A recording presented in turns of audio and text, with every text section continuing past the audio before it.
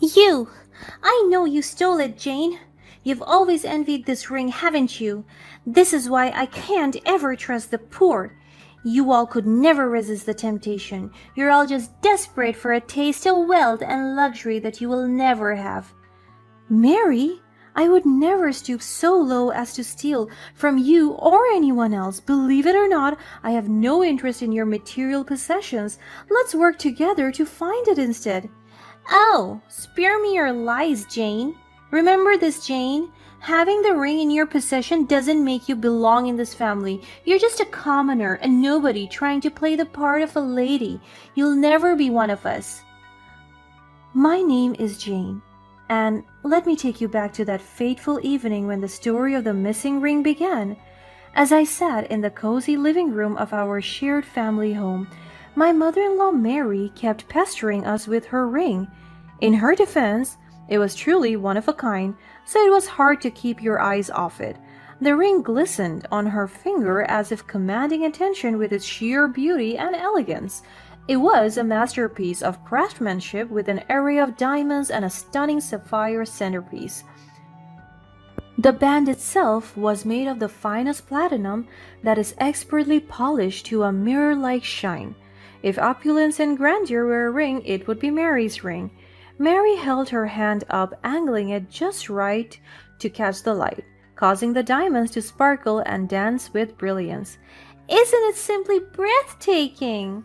This ring is a testament to our family's legacy and a mark of our impeccable taste and refined sensibilities. As Mary proudly displayed her prized possession, I couldn't help but feel a mixture of awe and envy. It was truly a rare gem with a monetary value that I could not even begin to imagine, but still, I can't even bring myself to touch it or be near it because I'm afraid to damage such expensive jewelry. Even if I would work for the rest of my life, I don't think I'll be able to pay for its repair. Mary had always been this way, constantly flaunting her wealth and belongings, especially that ring. It seemed like every chance she got, she would find a way to bring it up in a conversation, reminding everyone of her status and privilege. Even before I got together with John and became a part of the family, I had witnessed Mary's penchant for showcasing her material possessions.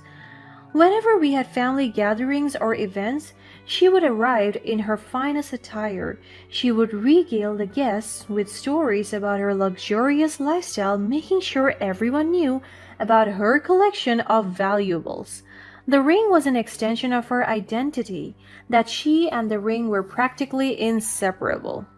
Except for when she slept, fearing it might get damaged, it was her pride and joy, and she made sure the world knew it. As the years went by, her behavior didn't change. It seemed to intensify.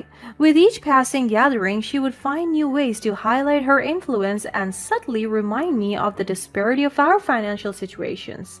Her remarks, although often disguised as innocent anecdotes, served as constant reminders of the privileges I didn't possess. Jane dear, you simply must try on this ring sometime. I can see how much you admire it. Maybe you can borrow a bit of its magic and elevate your style. Her tone was laced with a hint of condescension against my humble background.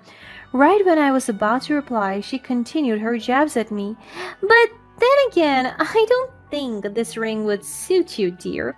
It has a certain aura, a presence that only a select few can truly carry off. I remained silent. When you're in this kind of situation where the power dynamics are evident, remaining silent is all that you can do.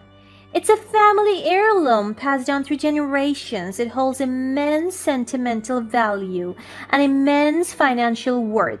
That's why I did not give it to John when he married you. It takes more than marriage to be deserving of this.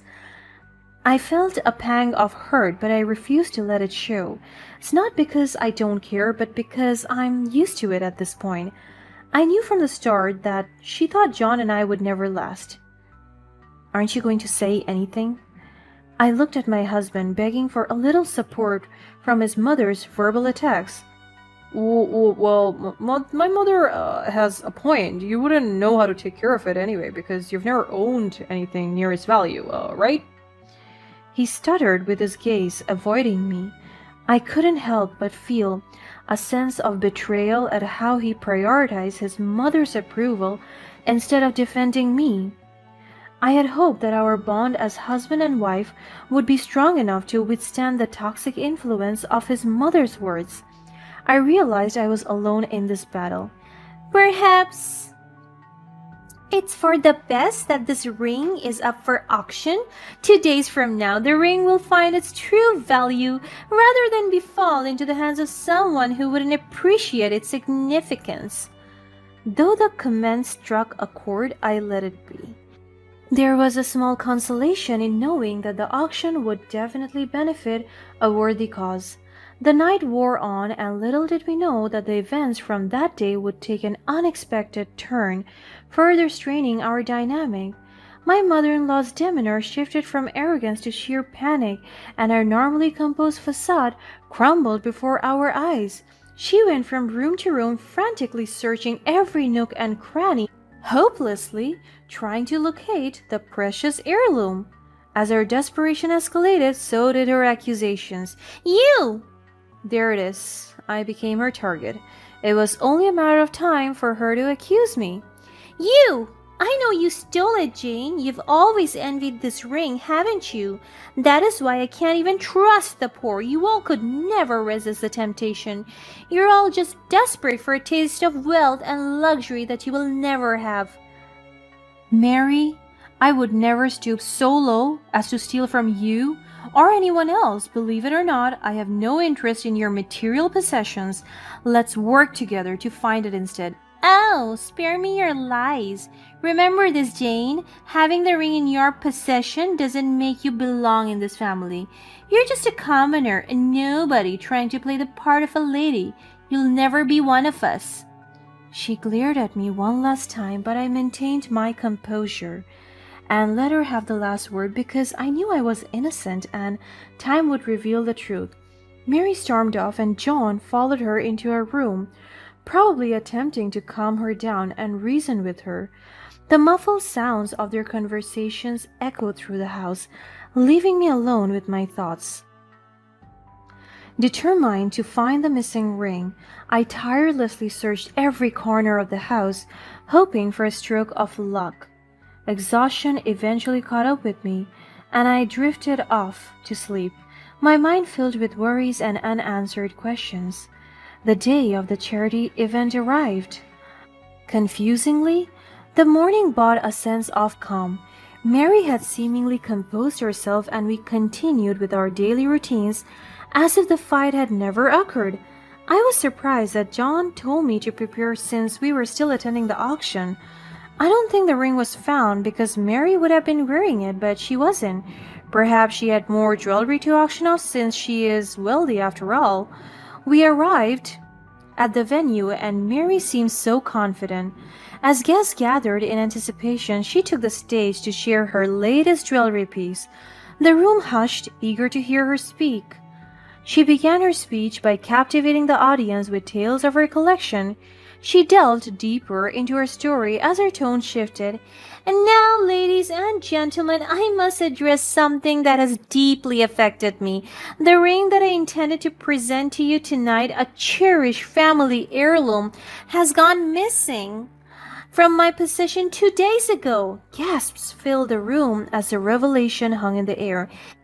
"And yesterday, another ring was stolen as well. The sneaky thief Jane seemed unstoppable, but little did my little daughter-in-law know I installed CCTV in my room, and I'm more than sure that the footage had captured her antiques." I froze in my seat. Panic coursed through my veins, my heart racing with anxiety. As Mary named me the thief, I was already on the verge of crying. I felt the eyes of the audience burning into me, my hands trembled, and I struggled to compose myself, fighting against the overwhelming emotions. I tried to defend myself, to explain that I was innocent, but the words caught in my throat, drowned by the relentless judgmental whispers echoing through the room. I turned to my husband, John, searching for a flicker of support our belief in his eyes, but to my dismay, his gaze remained fixed on his mother. As tension reached its peak, the atmosphere in the room grew heavy with anticipation. All eyes were fixed on the large screen, waiting for the CCTV footage to reveal the truth. The footage started to play. Mary's look of vulnerability shifted into confusion as the ambience of the room was suddenly filled with gasps and laughter rather than anger towards me. Mary turned around, and to her demise, what unfolded on the screen was beyond anything she expected. The footage that was meant to capture me was footage of her sleepwalking. The screen continued to show Mary herself sleepwalking in a trance-like state. The audience watched in awe as Mary unknowingly moved around her room, clutching the missing room and other stolen jewelry, hiding them in various secret components and obscure corners. She placed it in places she couldn't recall in her waking moment. The truth finally unfolded before our eyes. The thief was not an external intruder, but rather Mary herself. Mary's obsession with her ring had become so consuming that it seeped into her subconscious mind, manifesting in her sleepwalking episode of protecting and hiding it. It was astonishing to witness Mary's arrogance in how she confidently and proudly showcased the CCTV footage, so certain of my guilt without even bothering to review the evidence herself. It was a stark reminder that wealthy people are not always smart. At that moment, the weight of my accusations lifted, but the damage had already been done. I struggled to catch my breath, the panic subsiding but leaving behind a lingering ache. As the video played, I watched Mary panic and desperately rush towards the technical booth. Her face was etched with worry that she fumbled with the controls, trying to stop the footage from being shown to the entire audience. However, in her haste, she accidentally rewound the video, taking us back to an earlier moment. We did not think the footage would get any worse for her. The rewound footage revealed something entirely unexpected. It showed John helping his mother install the CCTV system in her room. I don't even care about this charity nonsense. It's just an opportunity to show off how much better I am than all those lowlifes. Jane had to disrupt all my plans, but what can you expect from poor people, right? Her words echoed in the room, filling the air with a mix of shock and disbelief as her true intentions were exposed. It became clear that Mary's involvement in the auction had nothing to do with genuine philanthropy or compassion. It was solely driven by her desire to assert her pride and belittle others, using the event as a stage for her grand display of superiority. The revelation left the audience stunned. Their once high regard for Mary crumbled under the weight of her selfishness. The true purpose of her involvement in the auction was laid bare, tarnishing her image and exposing the emptiness behind her lavish lifestyle.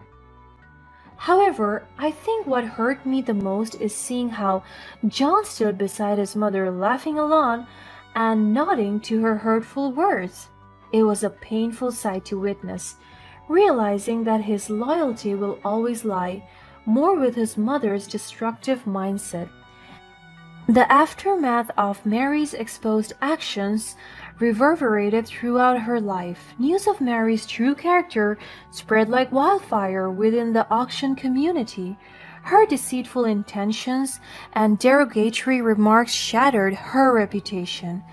As word spread, auction houses, sponsors, and other connections distanced themselves from Mary, refusing to associate with someone who had shown such disregard for the true spirit of charity. The ban from auctions was a devastating blow to Mary, as it severed her access to the extravagant events she had once thrived in. Without the allure of high-profile auctions and exclusive gatherings, Her ability to showcase her wealth and superiority was stripped away and left her financially unstable. John also found himself caught in the crossfire of his own choices.